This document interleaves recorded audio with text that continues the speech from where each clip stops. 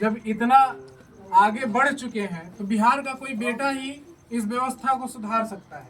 शिक्षा व्यवस्था को बिहार सबसे गरीब राज्यों में गिना जाता है। क्यों गिना जाता है उसका कारण हम कभी जानने की कोशिश नहीं की।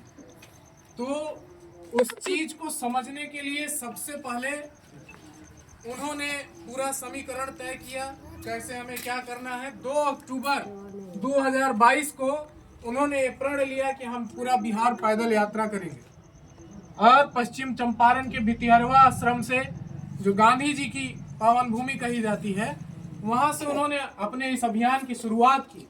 लगभग 2 साल 17 जिला चलने के बाद जब उनके साथ कई सारे लोग जुड़ गए, मतलब करीब करोड़ों की संख्या में जब हमारे सदस्य बन गए, तो उन्होंने अपनी पार्टी की घोषणा की।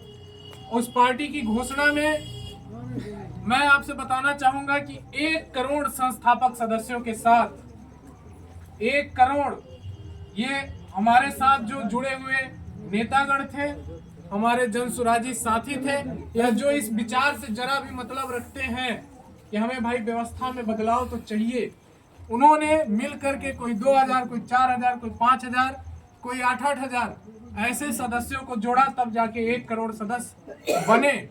और पटना में हमने जिस दिन अपनी पार्टी की घोषणा की, ठीक 2 अक्टूबर 2024 को हमने करीब 3 से 4 लाख लोगों के साथ एक साथ सबको साक्षी मान करके, पूरी बिहार को, जनता को साक्षी मान करके हमने अपनी पार्टी की घोषणा की।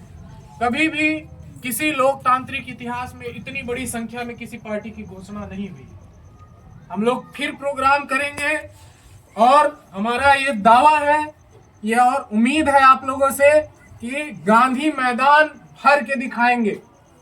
जैसे जेपी आंदोलन हुआ था उस दिन, उस समय में पूरा बिहार जो है अपनी क्रांति की आवाज से गूंज उठा था, वैसे ही प्रशांत किशोर भी एक बिहार का बेटा है। आप लोग की साथ और सहयोग के लिए जनसुराज को खड़ा किया है।